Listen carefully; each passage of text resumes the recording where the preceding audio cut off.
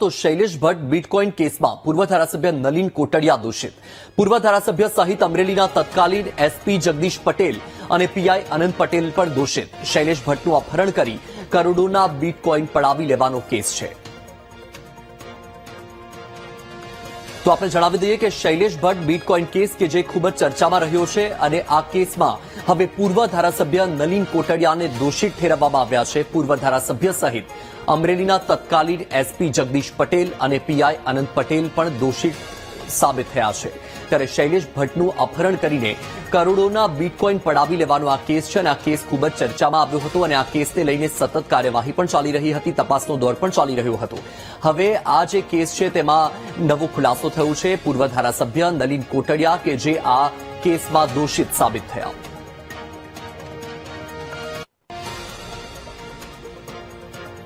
તો આ સમગ્ર કેસ શું છે તે પણ જોઈ લઈએ. તો શૈલેષ ભટ્ટને હોટલમાં બોલાવીને 5 કરોડ રૂપિયાનો તોડ કરવામાં આવ્યો હતો. 11 ફેબ્રુઆરી 2018માં શૈલેષ ભટ્ટનું અપહરણ કરાયું હતું. શૈલેષ ભટ્ટને ફાર્મમાં લઈ જઈને માર્યાના આરોપ લાગ્યા હતા. તત્કાલીન અમરેલી એલસીબીના પીઆઈ આનંદ પટેલ પર આરોપ લાગ્યો હતો. ધમકી આપી 12 કરોડના બિટકોઇન ખાતામાં ટ્રાન્સફર કરાવ્યા હતા. તત્કાલીન પીઆઈ આનંદ પટેલે 50 કરોડ રૂપિયાની માંગ કરી હતી. આંગડિયા પેઢી મારફતે 32 કરોડ માંગવાનું કહેતા શૈલેષ ભટ્ટનો છુટકારો થયો હતો. વધુ માહિતી મેળવીશું. સંવાદદાતા પાર્થ ફોન લાઈન પર છે. પાર્થ, શૈલેષ ભટ્ટ બિટકોઇન કેસ અને એમાં પૂર્વ ધારાસભ્ય નલિન કોટડિયા અને તેની સાથે અમરેલીના તત્કાલીન એસપી અને પીઆઈ પણ દોષિત સાબિત થયા છે. શું અપડેટ આ કેસને લઈને?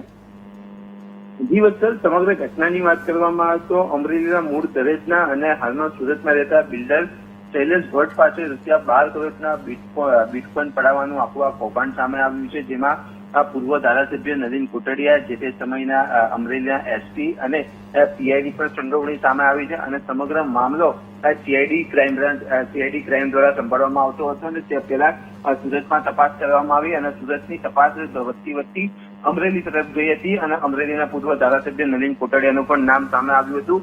અને આ ત્રણેય ભેગા થઈને શૈલેષ ભટ્ટને જે દાદ ધમકી આપીને કરોડો રૂપિયા પડાવવાનો મામલો સામે આવ્યો હતો અને સમગ્ર મામલે આ બાબતે અમદાવાદ સેશન કોર્ટમાં તેની હિયરિંગ પણ ચાલી રહી હતી. સાથે જ વાત કરવામાં આવે તો અમદાવાદ સેશન નામદાર કોર્ટ દ્વારા એક મહત્વનો ચુકાદો 2018ના બિટકોઇન કેસને લઈને આપવામાં આવ્યો છે. જેમાં તત્કાલીન એસપી જગદીશ પટેલ અને પૂર્વ ધારાસભ્ય નલિન કોટડિયાને દોષિત સાબિત કરવામાં આવે છે, જ્યારે તત્કાલીન પીઆઈ આનંદ પટેલને પણ દોષિત સાબિત કરવામાં આવ્યા છે. મહત્વની વાત કરવામાં આવે તો આરોપીઓ ઉપર એટલે કે આ ત્રણેય આરોપીઓ પર ગંભીર કલમો લગાવવામાં આવી છે. સાથે જ આવનારા દિવસોમાં આરોપીઓને કઈ સજા થઈ શકે તે બાબતનું પણ એલાન કોર્ટ દ્વારા આગામી દિવસોમાં કરવામાં આવશે. પરંતુ અત્યારે હાલમાં ત્રણેયને દોષિત કરાર કરવામાં આવ્યા છે.